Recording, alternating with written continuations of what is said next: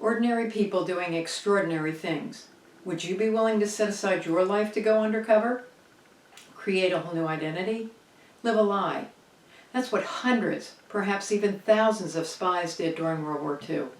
Hello and welcome to Moments in History. I'm Linda Shenton-Matchett, author, speaker, and history geek. While researching my books, I unearthed tons of intriguing historical information that doesn't end up in my stories. So I've created this channel to share those tidbits with you. Today, I'll be talking about the women who served with the U.S. Office of Strategic Services, precursor to the CIA. Prior to the formation of the OSS, various departments of the executive branch, including the State, Treasury, Navy, and War Departments, conducted American intelligence activities on an ad hoc basis with no overall direction, coordination, or control. The U.S. Army and the U.S. Navy had separate code-breaking departments, and the FBI was responsible for domestic security and anti-espionage operations. As the possibility of war loomed, President Roosevelt was concerned about American intelligence deficiencies.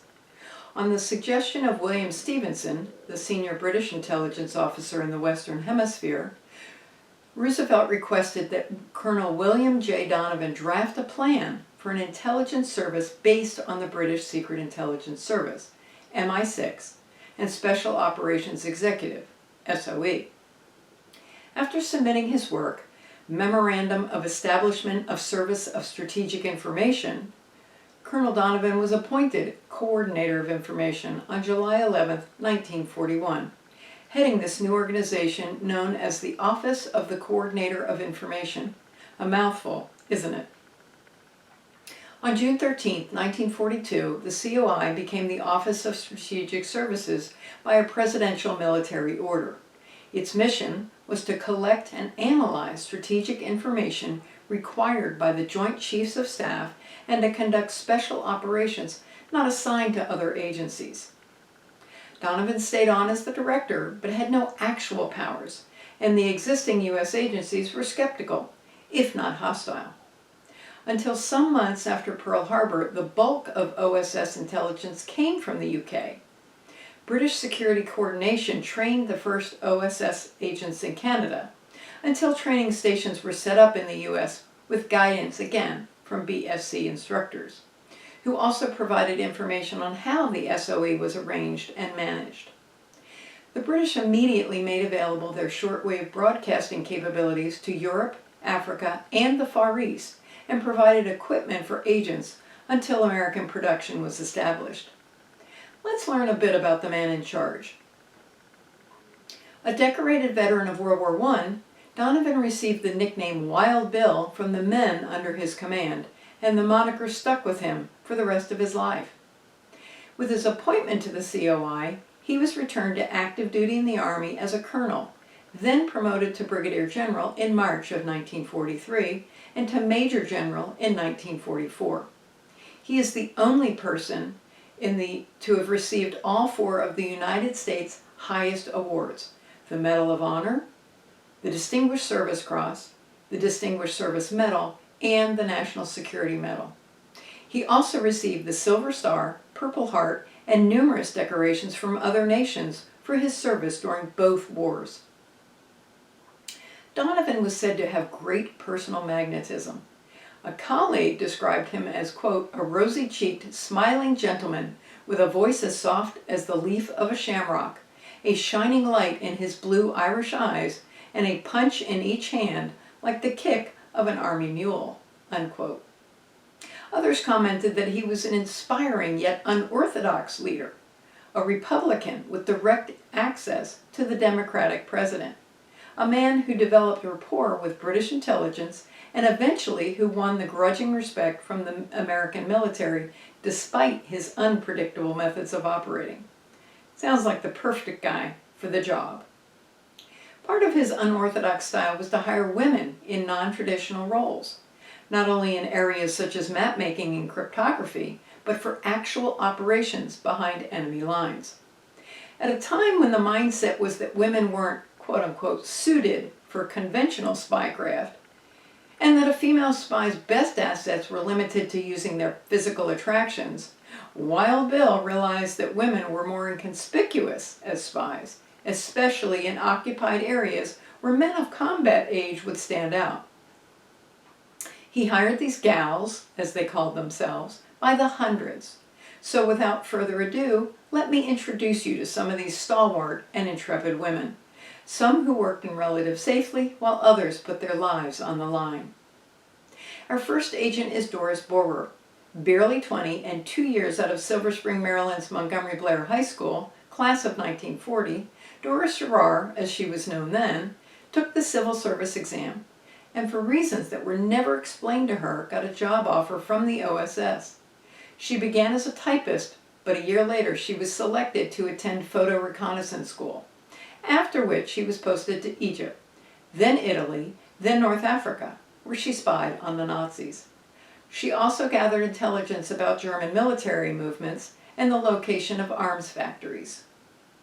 She was later posted to Bari on the Adriatic coast, where, working jointly with the 15th Air Force, she studied aerial photographs to select sites for dropping and rescuing OSS agents behind enemy lines. As someone who loses her car in the mall parking lot, I can't imagine having that job.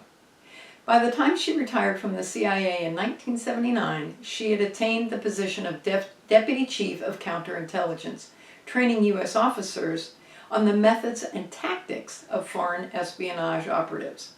As her son said, she spied on the spies. Our next agent is Barbara Lowers, who joined the Women's Army Corps in 1943 and was assigned to the Morale Operations Division. Sounds tame, right? It was actually the Psychological Warfare Department.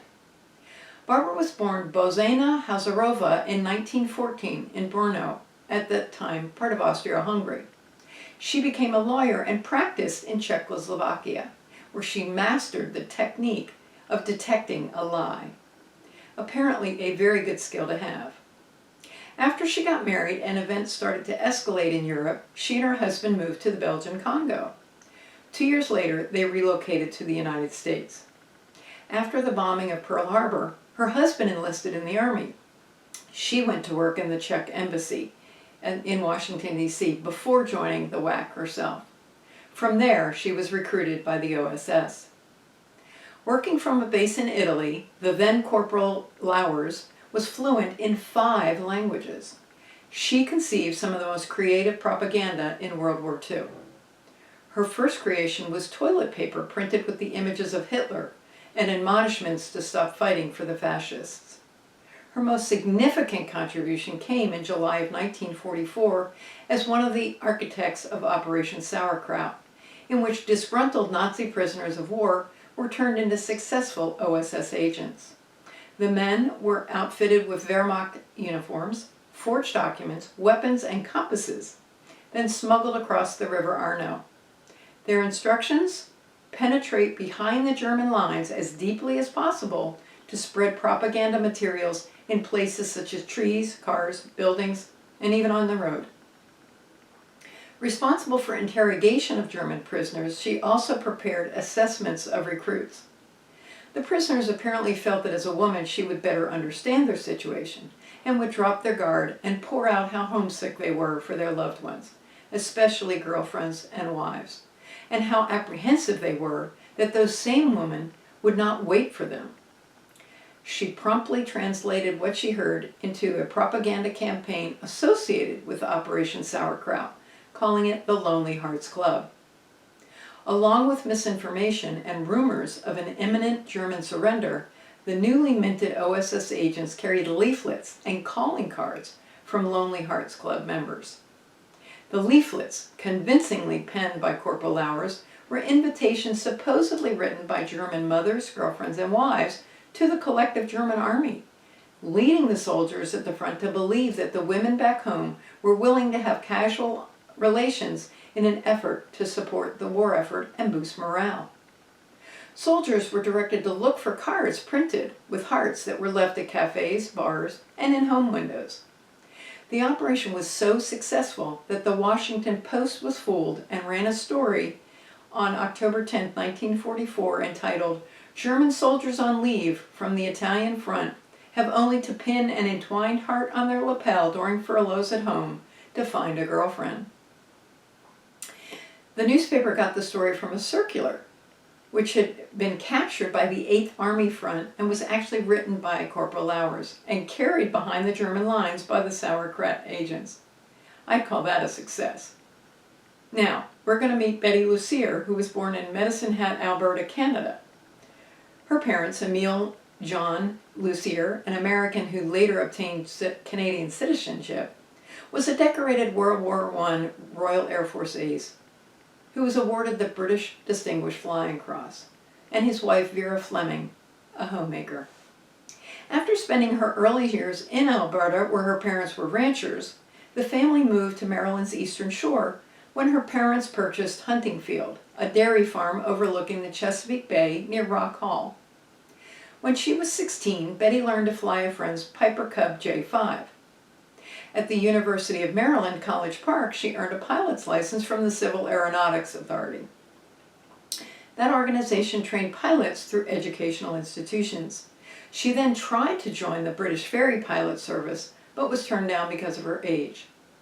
After working briefly at Baltimore's Glenn L. Martin Company, a manufacturing plant producing the B-26 Marauder and A-22 Maryland bombers, she boarded a steamer in 1942 for England as a civilian war worker. Once in England, she joined the British Air Transport Auxiliary. After the Normandy invasion, female pilots were not allowed to deliver planes to combat areas, so she left the auxiliary and joined the Office of Strategic Services, where she was a counter-espionage agent assigned to the elite X-2 division. Her job was to analyze German messages intercepted by Ultra and deliver them to combat headquarters. To her delight, she received other assignments in Algeria, Italy, Sicily, and France, where she helped establish networks of double agents whose missions were to transmit misinformation to the enemy. At one point, she was barred from joining her OSS unit on the French front, so she took matters in her own hands and located an Army Air Corps pilot who, she said, was susceptible to mild flirtation. She convinced him she was a radio technician needed at the front. He complied with her wishes. From Pearl Harbor, New York, Aline Griffith was born into a family of 6 children, where her father, William, was an insurance agent and real estate salesman. Tall, statuesque, Hattie Carnegie model, Aline joined the OSS and was assigned to the office in Washington. But in December 1943, after a month's secret intelligence training at Area RTU-11, known as The Farm, the adventurous 21-year-old woman was codenamed Tiger and sent overseas to Madrid to work in the capital of neutral, albeit pro-Axis Spain. In addition to coding and decoding, her initial mission was to learn the identity of a top German agent there. The bright and beautiful young woman proved a great success, gaining access to information while dining and dancing in the international circle that included diplomats, attachés, businessmen, undercover agents, and the like. On weekend visits to country mansions, she was not above rummaging through drawers and cracking safes and photographing documents. She also handled a small agent net that spied on the private secretary of a minister in the Spanish government. After the war, she remained in Spain and married a Spanish nobleman, becoming a countess. Another agent, Cordelia Dotson, was born in Portland, Oregon in 1913 and grew up in Milwaukie, Oregon, a small community located a few miles outside the city. She received her BA in literature from Reed College in 1936 and followed her love of languages to Europe, where she studied French in Grenoble and German in Vienna. Her 2 siblings joined her in Europe, but everything changed when Hitler invaded Austria on March 11, 1938. Cordelia later commented that she had been attending an opera that night, and quote-unquote, "Things have happened so fast. All of our civilian rights, the police system, certain protections that everyone took for granted were just gone."